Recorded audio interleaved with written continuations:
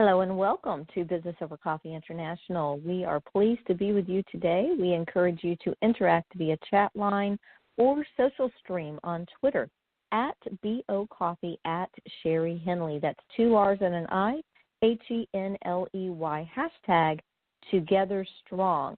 Today's show is sponsored by Inside Info Marketing, Sherry Henley Intelligence, iShare Agency, LRD Virtual Admin Service, Custom Growth Group, The Mary Beth Connolly Show, GT Media Group, No Card, and Ridgeway Business Center. We are very grateful for our sponsors, and we welcome you to join us. Visit businessovercoffee.com and see what we have going on every week on the digital level with a digital strategy. Do you have one for your business? Also, today, I am your host, Sherry Moats Henley, and it's a pleasure to be with you. Would love to connect with you. And our guest is none other than musical artist, recording artist, and songwriter, Jay Cook. Stay right where you are. We'll be right back with Jay. GT Media Group creates video content to power up your company's image. If you need a commercial, web video, promo, in-house instructional video, or anything else, let GT Media Group help you create a cost-effective project. Based in Memphis, serving clients nationwide. GTMediaGroup.net or call 901-314-6862. That's 901-314-6862. Welcome back to Business Over Coffee International Radio. It is a great day, and we have Jay Cook on the air with us in studio right here. And we have a lot to talk about because Jay Cook just came out with the Own Music featured artist piece, which is The Desert. And what does that mean? Come into your own. Go to the site. You'll find him there. We are pleased that he is our very first featured artist. But a little about Jay, because he is not a novice. He's been around for a while. Jay Cook, Justin, was born in December of 1984. He's a little younger than I am, but that goes without saying. He grew up singing in church, starting at a very young age. Growing up, he won several singing competitions throughout elementary, middle, and high school. And he also won a lot of awards throughout his history of singing, which we will have Jay get us up to date on all of that. Jay, welcome to Business Over Coffee International Radio. Hey, good morning. I'm good. I'm glad to be here. It is a pleasure to have you. And we're talking about how you have won awards with your music, which we're going to hear today. And I would like to know about the awards after you became an adult. Tell us what happened once you joined the U.S. Air Force, and from there, take us on that journey. When I joined the Air Force, it was 2007, and I hadn't really done much with singing. Right before I joined, I had a Christian contemporary rock band that I was a part of, and we did some pretty good things, big things, I guess, that could be considered by standard from a local standpoint. But we never really made it far. We tried to do some recording, but never really could get our foot in the door. We just mainly had some fun playing at some coffee houses and such. But once I joined, I kind of just focused on my career and kind of wasn't really worried so much about that. But a couple of months after I joined, some opportunities started presenting themselves to, sing the national anthem at some various award ceremonies, retirement ceremonies and such. And I did it for a couple of those, and then before I knew it, I was singing the national anthem probably 3 times a week, every week, until I left for my first deployment, which was July of 2008. So I sang the national anthem quite often. On my first deployment, wasn't really a big deal, but there was a base talent show there in Qatar at Al Udeid Air Base, and when I went to audition, the funniest thing is when I went to audition, I'm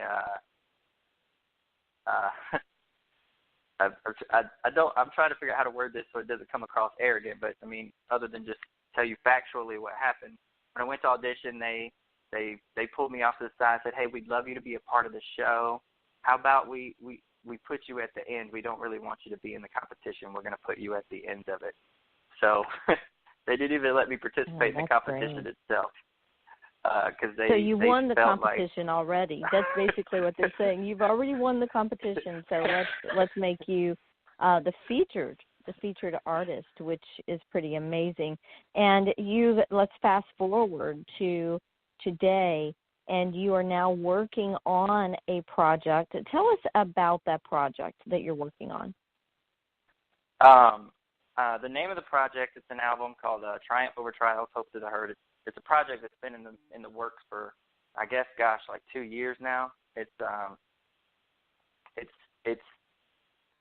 almost like the phoenix that has arisen from the ashes of the lowest point I'd ever hit in my life.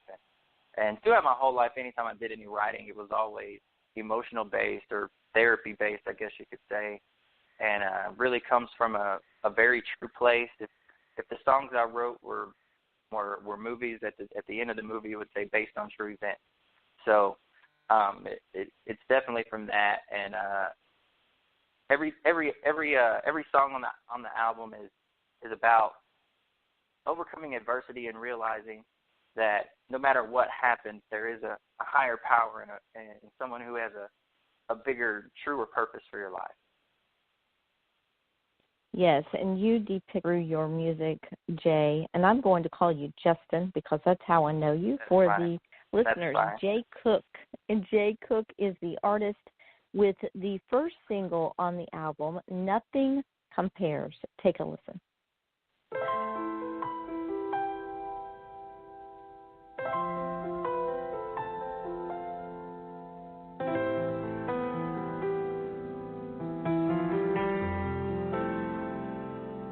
I'm feeling lonely now. I'm losing hope. The lowest of the gallows, got no place to go. This rock sure feels hard here at the bottom. The darkest of the dark, and no light to follow. But wait, what's that? It's the tiniest spark in the distance. No, I won't turn back. It's getting bigger with every instant.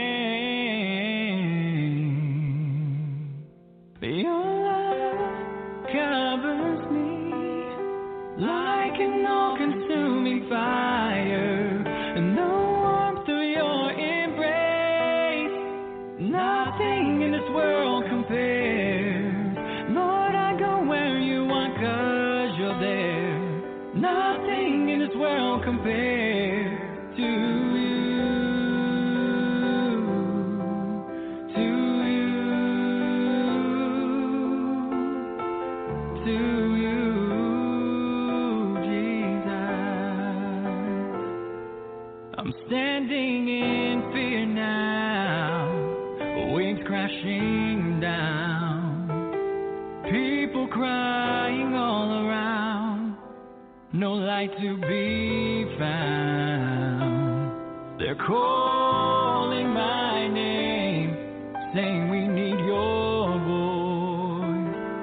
So hard to praise, so hard to rejoice. But wait, what's that? It's the tiniest spark of courage. No, I won't hold back, singing louder with the passing moment.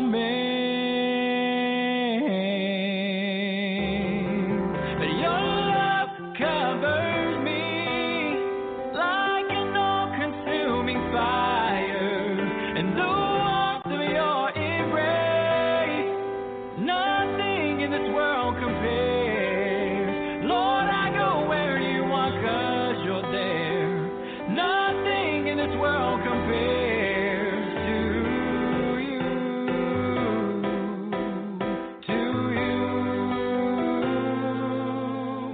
But wait, what's that? It's the tiniest spark in the distance. No, I won't turn back. It's getting bigger with every instant. I said, wait, what's that? It's the tiniest spark of courage. No, I won't hold back. Singing louder with the passing moment. That your love covers me like an all-consuming fire. And the warmth of your embrace, nothing in this world compares. Lord, I go where you are 'cause you're there. Nothing in this world compares to you, to you, to you, to you. Nothing compares to you,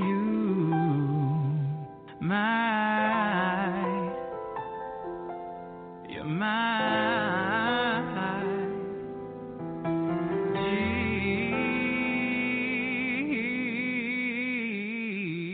Jesus. One of my favorite lines, Lord, I go where you want, 'cause you're there. You're listening to Jay Cook, songwriter, the artist that has just released another new single that will be coming up in this hour. Jay Cook is also a youth pastor in Olive Branch, Mississippi, and you can read more and find the song you just heard at jcookmusic.com. That is the letter J, .net, for the record. Jay, tell us more about the story of the song you just wrote. Yeah, so it was early in 2014, and like I had mentioned earlier, I was really coming out of what was probably the lowest point in my life. I was semi-homeless. I'm not going to say I was homeless to the point I was sleeping under a bridge, but you know, for the first time in my life, I really had no place to call home, no place of my own. I was sleeping on a buddy's couch, and you had no I had address. converted my You had no personal. Right. You had no personal address. Yes. Right. I converted the back of my SUV into a closet, and just, you know, every morning I would go out to my car and get some clothes and go to my buddy's house and change, and my license was suspended due to stupid, childish mistakes that I had made, and I was in the process of trying to get all that stuff corrected, and it was really just a really bad point. And a few months prior to all of this happening, I had been toying with the idea of atheism, and I really just had no clue and not sure at all where I stand in any aspect of my life. I was just sort of existing but not really living, if that makes any sense. And a friend of mine had invited me to church a few weeks prior to some of these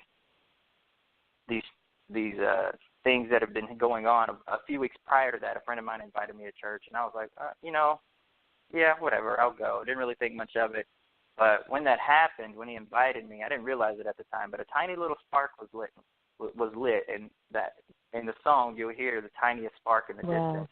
I'm referring to my friend that invited me to church. A tiny little spark was lit, and it wasn't big. It was not much of anything, but it was just enough to be a seed.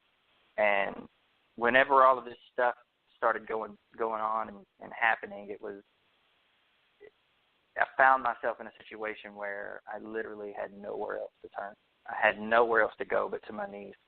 And that spark just ignited, and it didn't slowly get bigger. It went from a spark to an overwhelming, raging flame within me. And at that point, I restarted and rededicated my life fully to Christ, and really dug my heels in and haven't looked back ever since. Have I been perfect? Have I made some mistakes? Sure, absolutely. Nobody changes completely overnight, but this journey has been so amazing, and it's done nothing but just grow and grow and grow. And I'm finding myself spiritually and faithfully stronger than I've ever been, ever. So. And what do you attribute that strength to, other than God? You've been on a journey, especially since 2015. You begin to share your story, which I believe is a little deeper. Some of the words that I see on comeintoyourown.com, there you can find the story for the listeners. It's actually under story for Own Your Story, and you can read about Justin, get to his website, and so forth. And also hear the new release that we're getting ready to share with you. But let's go back to the depth of your story. And some of the ways that you describe it is that you had a fear of sharing your dirty laundry, or just putting it out there and being transparent in front of people. That is not easy. However, you also share that once you began to share your story, that you had such a release in the spirit world, in the natural world, and you're now the youth pastor. So talk to us about that and how it felt to really, I'm not going to say come out of the closet because that wouldn't sound right, but to really release that information that was inside you that maybe you had been afraid. Maybe there was a fear factor? Sure. I mean, obviously whenever you let go of something, there's a big weight lifted. And it wasn't that I was keeping a secret, but it almost like it was. It was like I finally let go of this big secret. And I guess the secret was, man, I'm not anywhere close to perfect. And a lot of times people think from the outside looking in that they think us Christian folks, man, we've got it all together. We don't have any skeletons in our closet, and we live this, from a propaganda standpoint, this perfect little life, and that's not true at all. And we all have things that we've gone through, and yeah, I've always been a private person. I've always been, for the most part, fairly careful, and more so in my later years, what I share on social media. But when I finally let all that go and I told my story, not only were other people inspired from it, and within minutes after sharing it, I've got family members and other people I know messaging me private message and telling me that they've went through some of the same things, and it's helped them and it's inspired them. And then, another thing it does is it takes power out of the enemy's hands. Anybody that would want to hold some of these things against you and maybe threaten to tell people things about your past, go ahead, tell them something they don't already know at this point. It's okay with me now. It doesn't matter anymore. It's all in the hands of God, and there's nothing you can do. You have no power over me. And honestly, the more you come at me, the more you're going to make me pray. So bring it on. I welcome it. Hashtag bring it on. I tell you what, it empowers you, which is a great place to be, especially in, as you said, in a world where many people like to profit from someone else's story. Whereas when you're telling the story, you're owning your own story. And it's up to you how much of that you tell. And one thing that's very important is that you hold that story until you know you're ready to tell the story, and that it is a testimony of deliverance. What I would say to the listener is most of the time you do not want to tell the story while you're in the story. You want to talk with people that love you and care for you and that will be there for you in your vulnerable times. What would you say to that, Jay? I would say that's probably definitely a true statement. When you're right in the middle of it and you're right in the thick of it, sometimes it's hard to just tell the world, but you have one or two close confidants that mentor you through things and help you through things, and that's to me that's okay. I mean, because it's a lot of times when you're in that point, you're not even sure what's really happening. You're still wrapping your head around everything. But that's where those close family members, those loved ones, those friends, those mentors, that's where they come into play. They help you put into words what you're going through. And usually once you can do that, once you can verbally speak what exactly is happening, how it is you're feeling and what you can do to start making corrective actions to the circumstances in your life. From a spiritual standpoint, that's when you really start to see growth, and more important than growth, you actually start to gain a little bit of wisdom and understanding, and that's it's so awesome how God works, and how if we just slow down and we dig into His Word and we just allow Him to guide our steps. We still have to take those steps, but we allow Him to guide the steps. We can really gain some true understanding, and the understanding comes into play because, when right before Christ died on the cross, he sent out the disciples to be fishers of men, and that's still all of our main purpose, and that's the biggest way I know to be a fisher of men these days, and that's to use my story to help bring people from similar circumstances to Christ. In telling this story, you've been on a media tour, anywhere from CBS to radio, television, magazine covers. You're now on Business Over Coffee International Radio. We are so pleased to have you here. And so you have been telling your story globally as well as locally. You are local to the Mid-South. And you also make appearances at various venues, churches, and so forth that have you there to tell your story to the youth, to the young people, to the people in general, to inspire them. For the listeners, let them know what you bring to the table when you come to tell your story and share your music. What do I bring to the table? Man, if I was to put it in one simple word that could have the biggest impact, I bring truth. I bring truth to the point where it's like, wow. And I'm not afraid to, I don't shy away from touchy topics. Being afraid to speak out, and regardless of how ugly it is, it doesn't do anybody justice. It doesn't do anybody service. People need to know exactly where it is I come from and what it is I hope to accomplish, and what it is that I came out of, so that people can truly see, not even truly see, can get just a glimpse at how awesome it is, of how awesome God is. And, if someone can say, man, if that dude came out of all of that, then I can come out of what I'm going through too. Or for those that haven't really gone through anything, they could say, man, if that dude can come out of all of that, then what's my excuse?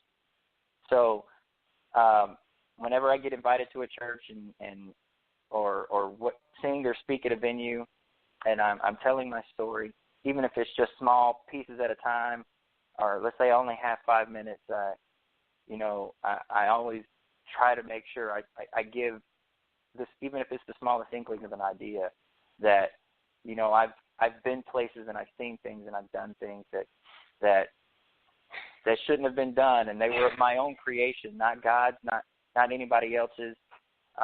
Satan puts a thought in our head, but it's our own choices to commit certain actions.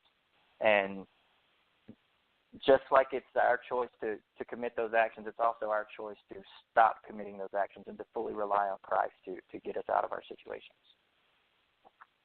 Jay, let's dig a little deeper. When you say people in the audience would say, wow, if Jay can come out of that, then I can come out of where I am. Tell us what that is. Give us a glimpse of some of the aspects of your story that, no, you're not proud of, but we've all had moments that we're not proud of, but that you can use for the glory of God now. Sure. I grew up in church, raised from birth to my life now, believing that there is a God and that Jesus is His Son, and reading the Bible and going to church is important, and all of that is true. But and I was actually I followed steps to become a minister in my younger years. At age 15, I was called to preach. At age 20 to 21, I can't recall exactly which one, I actually accepted my first role as a youth pastor somewhere, and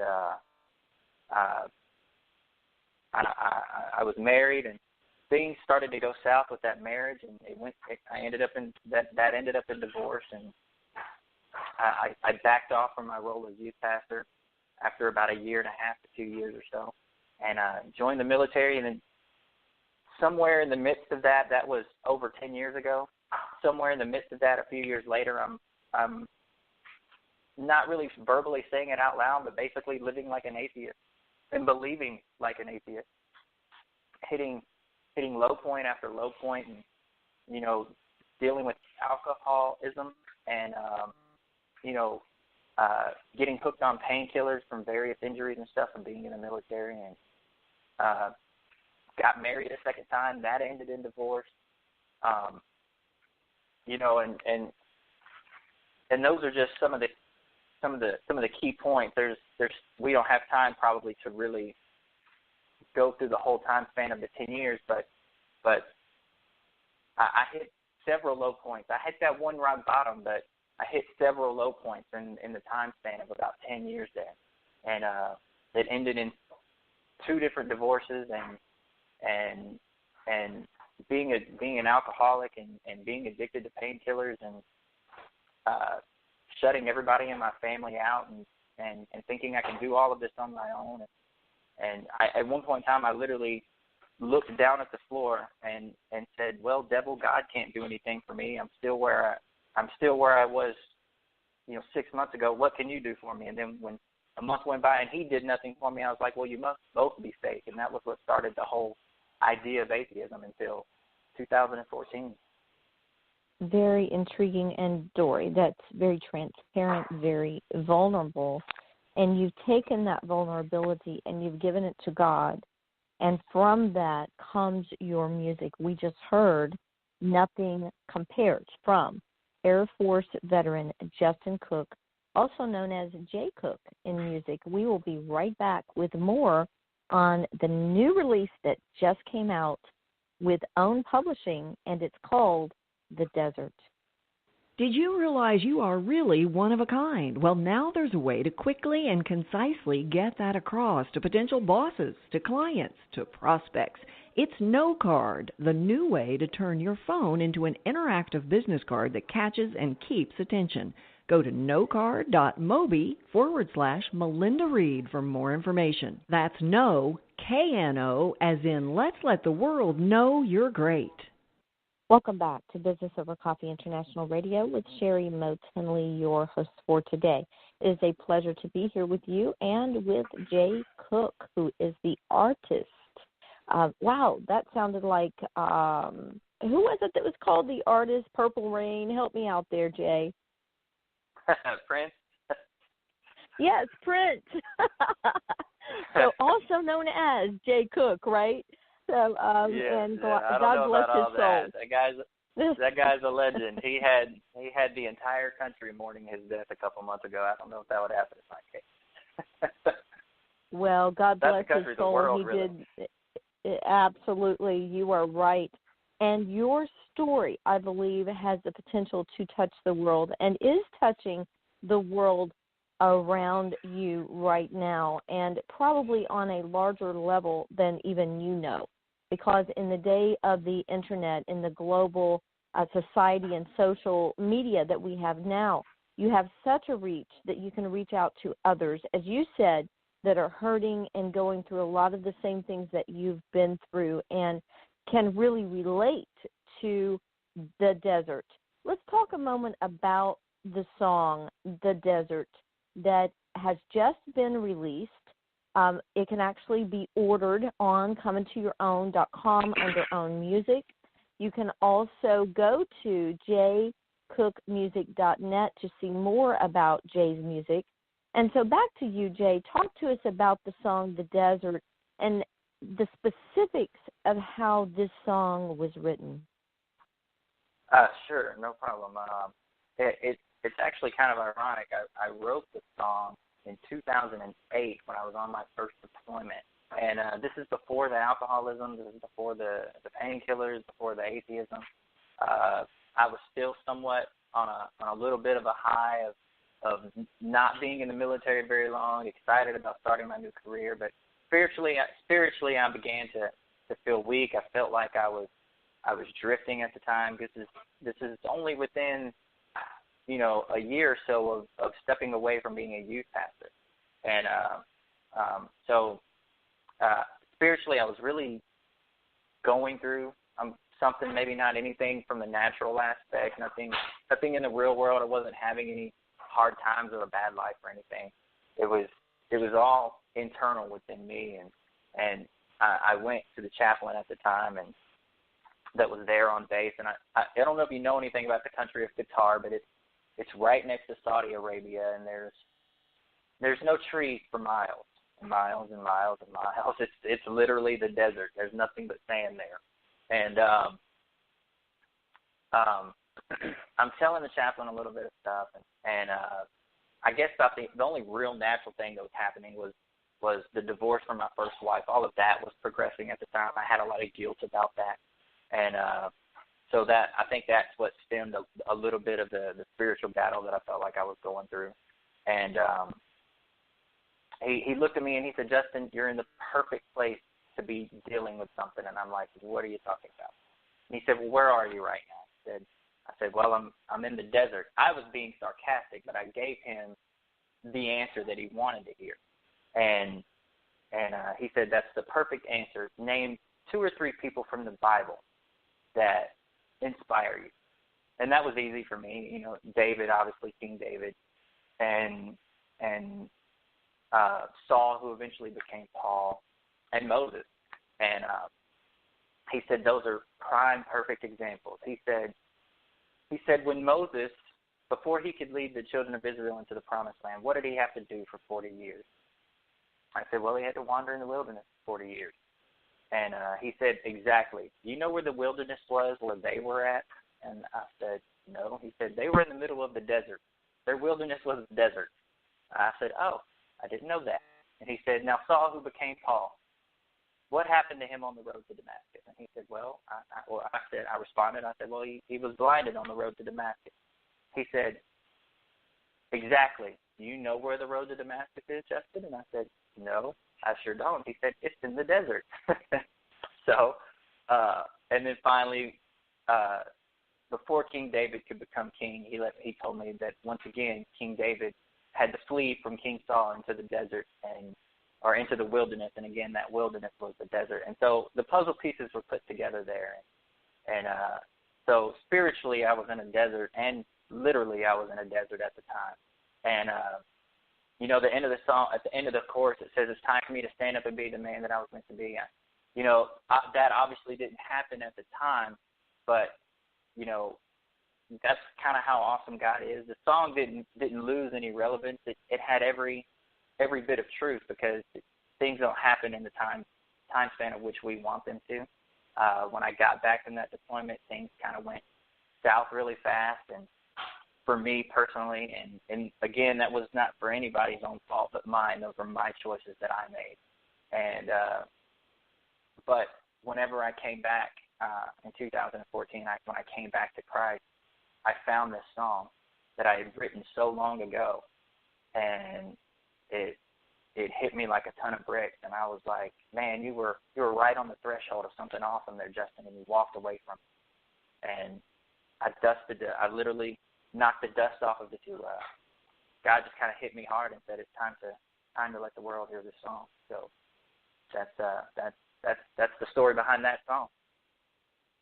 Yes, and I remember the moment when you sang the lyrics to me over the phone, a cappella, and we said, okay, that's it.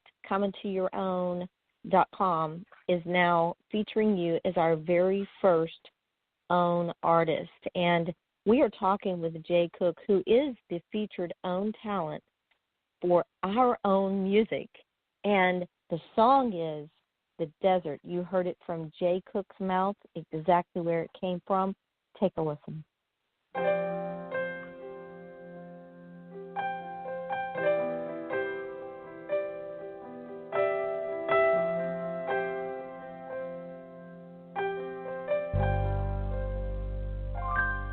Here I stand, Lord,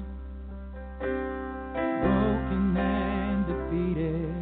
Here I am, Lord. desert alone and beaten. And as I try to reach for you, Lord, I don't think I'll make it through.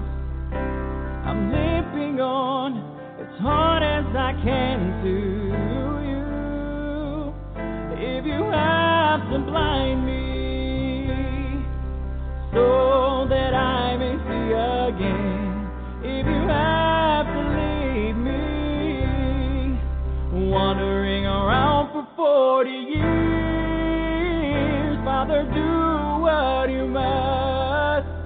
In you I put all my trust. It's time for me to stand up and be the man you made me to be.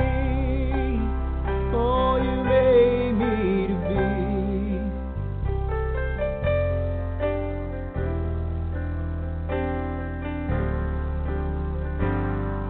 I'm almost done now. The battle's nearly over. I'm in the final stretch now. But the days, they're getting harder. And though the night is darkest, just before the morning comes, I'm still limping on as hard as I can to you. So if you have to blind me so that I may see again, if you have to leave me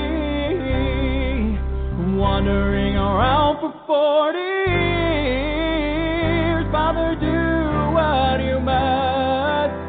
In you I put all my trust. It's time for me to stand up and be the man you made me to be. I may be struggling, but I'm not stopping. Oh, I'll crawl if I have to. I may be wounded, but I'm not dead. I'm still limping on as hard as I can to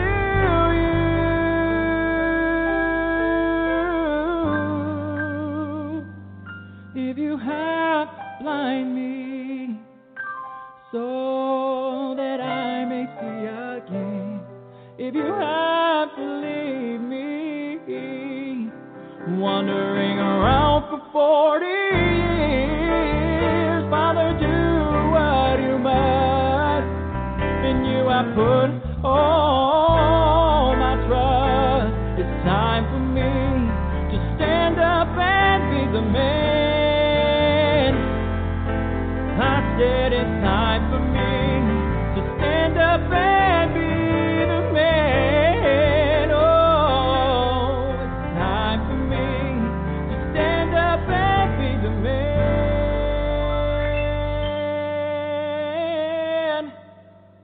you made me to be. Oh, you made me to be.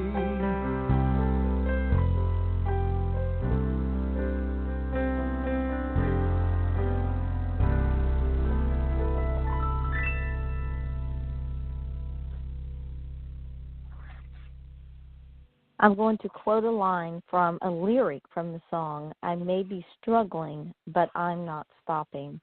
I may be wounded, but I'm dead. Jay Cook, that is powerful. Well, thank you. And that comes from your heart. That comes from an experience. That comes from a lot of what you've shared with us today. Tell us what we can expect from Jay Cook down the road. What are you working on now? What is soon to be released? Where are you in this journey? The album is definitely still in the works, and just a couple more songs left to record, and hopefully I can get that released in the near future.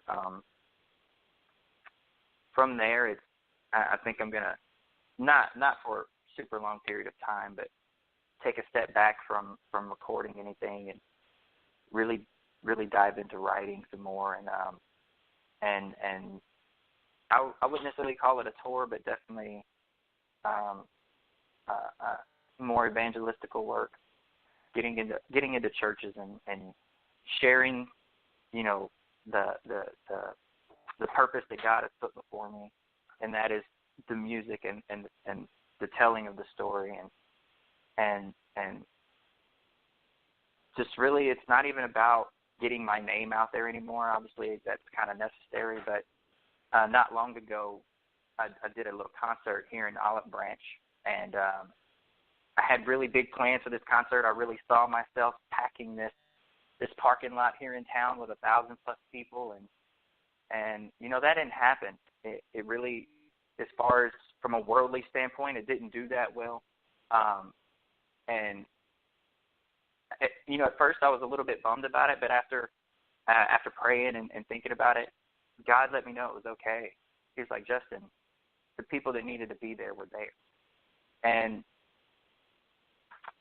to me, it was sort of this epiphany type moment that it's not about how many tickets I sell. It's not about how much money I make. It's about fulfilling God's purpose. All of that other stuff will come naturally on its own if I just focus on making sure I share God's word and making sure that I keep him the center. Not that he ever wasn't the center, but just ensuring that he stays the center. And if people see that, and if I do everything I can to ensure people see that, then I have nothing to worry about. How do you go about doing that? How do you ensure that he stays the center? He, capital H.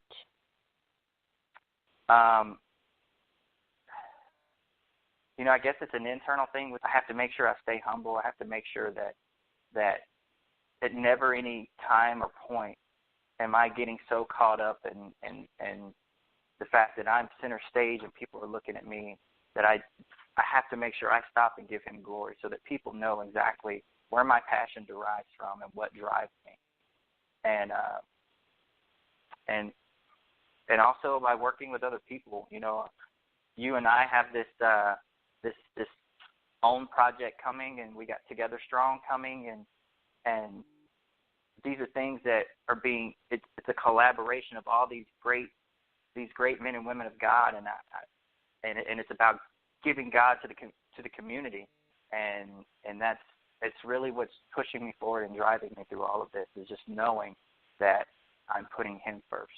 Yes, absolutely. And I do know that your family is a driving force. And so we are going to come back after break and talk about you as a person, as your family, what inspires you, what makes you happy. And even last night, you were out with your wife, I believe, and you posted, yeah, I love my wife. So let's come back and talk about that. We'll be right back.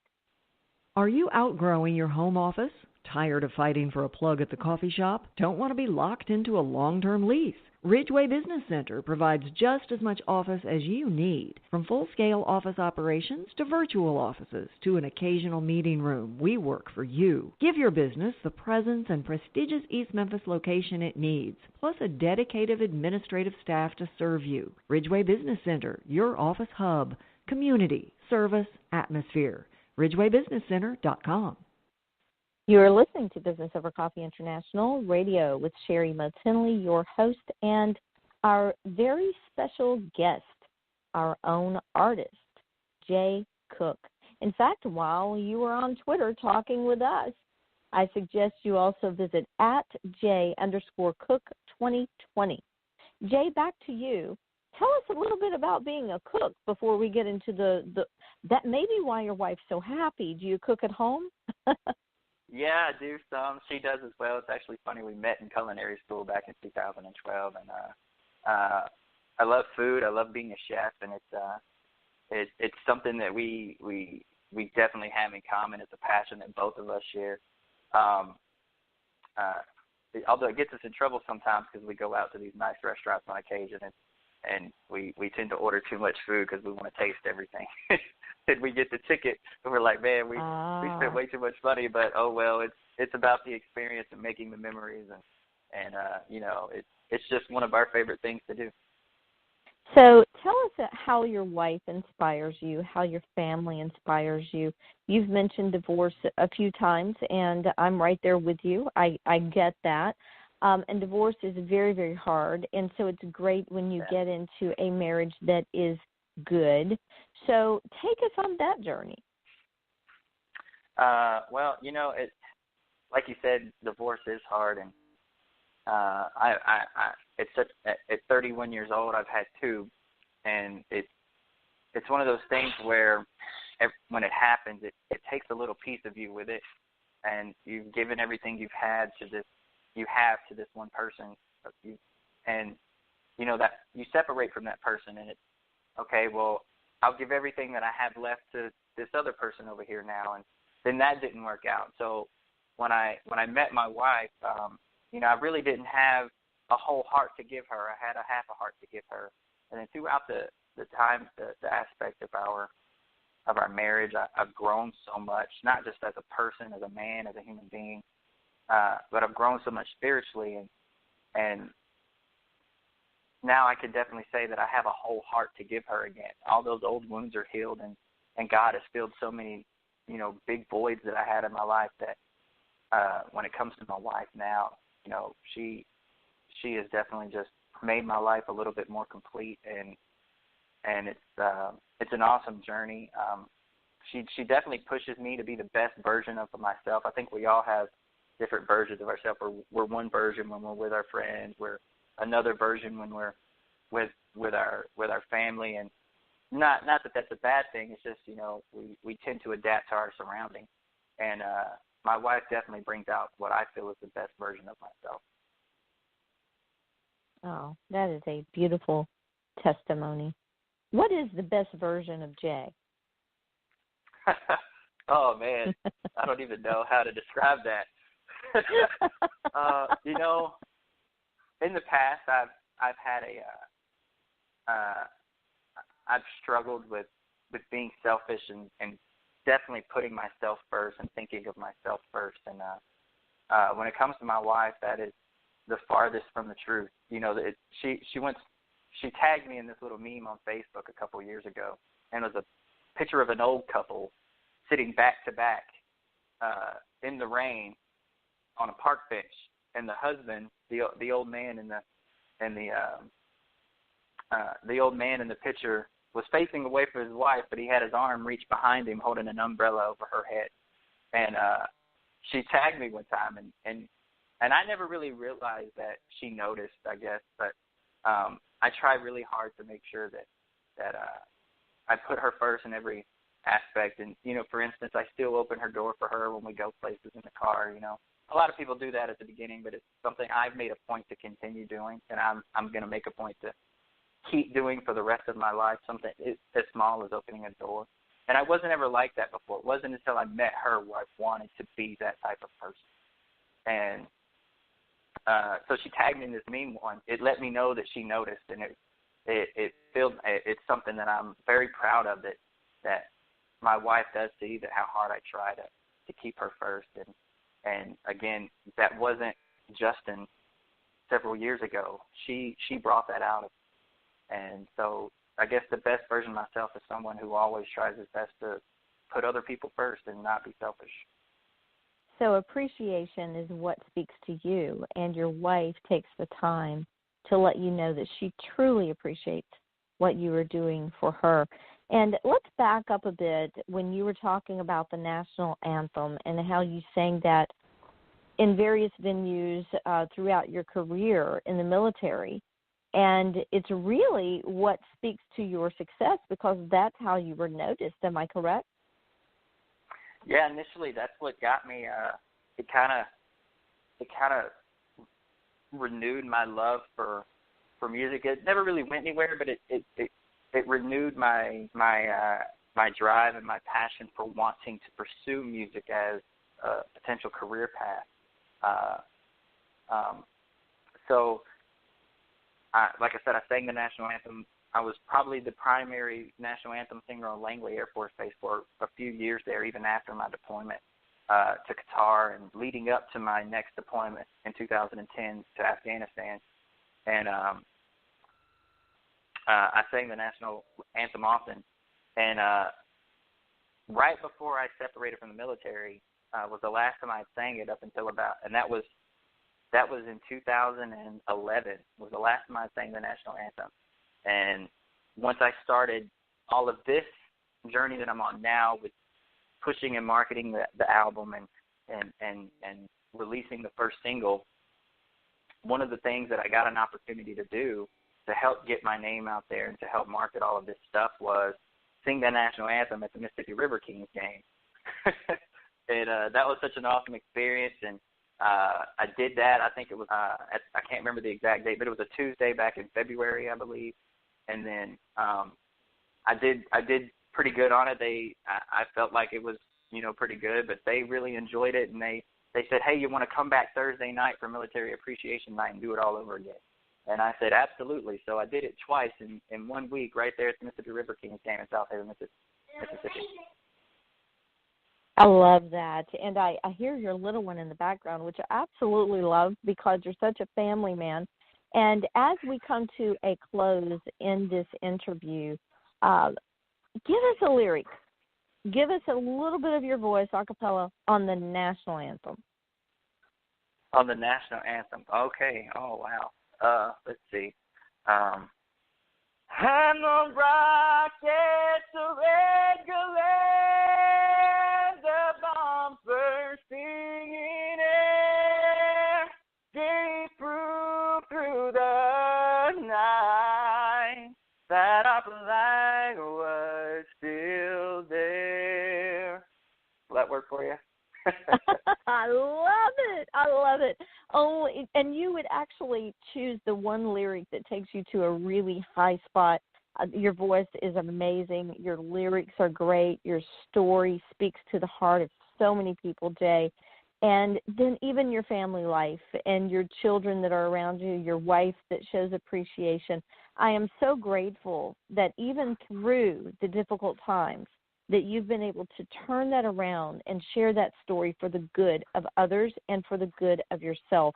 And let's go back to the moment when you felt that you were in the desert and the love of God was with you. Even though at one point you said that you turned to atheism, but you still found the love of God through it all. Give us the last word on the love of God.